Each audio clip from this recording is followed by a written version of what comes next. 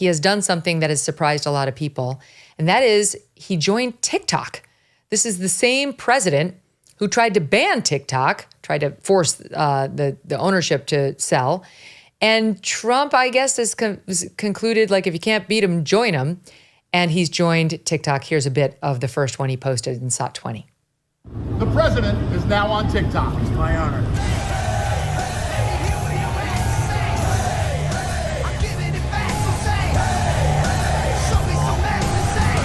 Well done, right? So he joined Saturday night. As of Tuesday afternoon, he had 5 million followers. And the video he posted that I just showed there already has 77 million views. Just as a basis for comparison, the Biden-Harris HQ, they're on TikTok too. They have 354,000 followers, a number Trump passed in just a few hours. Pretty extraordinary to have 5 million followers. But what does it tell us? Anything, Alex? Oh my gosh, it tells us everything. First of all, you have to understand that Donald Trump is and always has been the pop culture president. So the first time that I met him, I actually told him that. And he is the president and he's busy and he's meeting a lot of people and, he's perfectly polite, but he's not really paying attention. I mean, you get it, like when you're going through a lot of people in your meeting. And when I told him, I said, it's such an honor to meet you. You are the pop culture president. He paused and then he looked directly at me and he was like, you're right. I am the pop culture president. And that is why he terrifies the left, right? It's that he has his finger on the pulse of pop culture. He is authentically cool in a way that the Democrats couldn't manufacture in their wildest dreams for someone like Biden.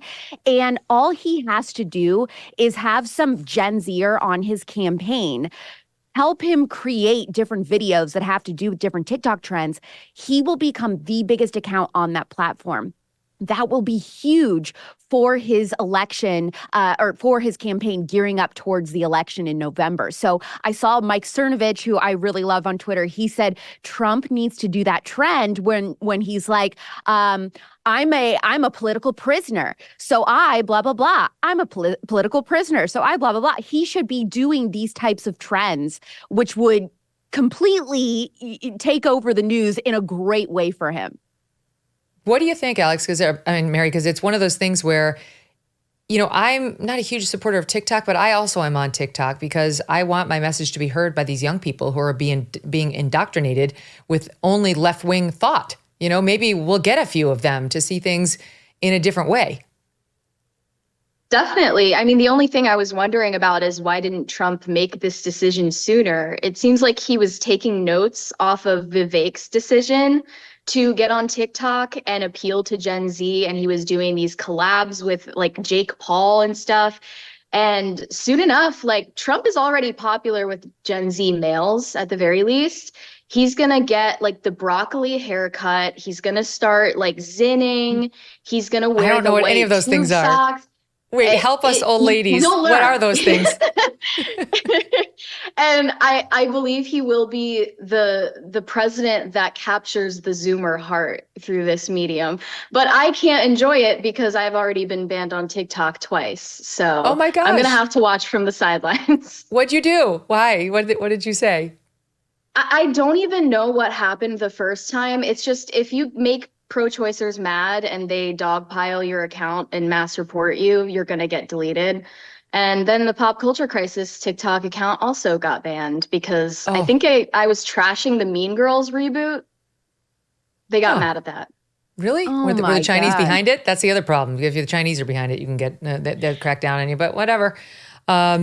They're almost as bad as the trans activists. Those are the worst. They constantly pile up on me online. I don't care. I don't care that I've upset you. Your mean insults are meaningless to me. If anything, I take them as a compliment. I know you're just very angry because you're trying to be female and you're not. Speaking of TikTok, the Biden-Harris campaign decided to share with their 354,000 followers a message about a story that's been in the news this week. I mean, it's been in the news since 2015. I covered this story the first time it came out, and it's been revived now. And it's about Trump allegedly, while he was hosting The Apprentice, allegedly using the N-word in front of people, and it allegedly being caught on camera. I remember people saying this before the 2016 election, like, oh my God, this is it. Like, if that's true, he's done. You can't, he'll definitely lose if that tape gets released. And then there was pressure on Mark Burnett. I remember Roseanne's ex-husband, Tom Arnold, kept saying, let's see the tape, let's see the tapes. No tapes were ever released. And Trump said Mark Burnett says that no tapes exist. And Trump says this didn't happen, more importantly. But now what has happened is a producer of The Apprentice who says he was under a non-disclosure agreement, an NDA, for the past 20 years, has just seen the agreement expire.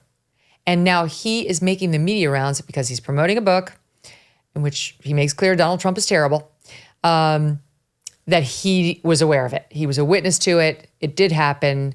And he believes there is tape of it, though doesn't know who has it and doesn't believe it'll actually ever come out. So let me just first show you what the Biden-Harris campaign posted on TikTok 21.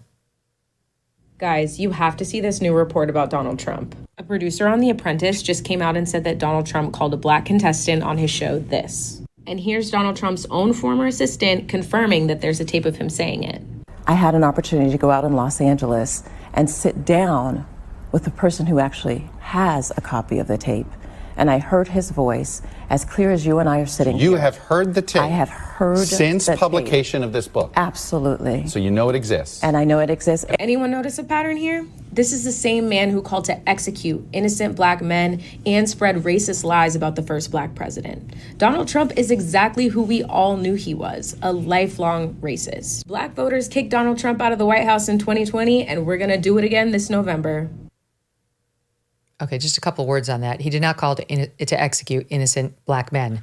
He made public comments in favor of the death penalty for the people who raped a woman in Central Park years ago, and did not specify the specific defendants, though it was believed that these 5 black men perpetrated the crime after they confessed repeatedly without even having been accused. They volunteered to the cops. Okay, I did this to her, but I didn't rape her. And then there's a lot of questions still about that case. That's all I'm going to say for now because it's a deeper dive. But he did not call for the execution of innocent men.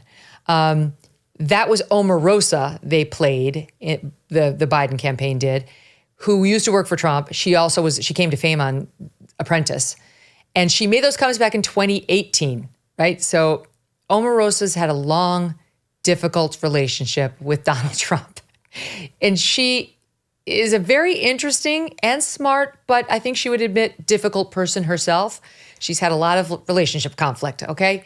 She got fired by John Kelly and some explosive thing that happened inside the White House. My point is, there's some bad blood there, right?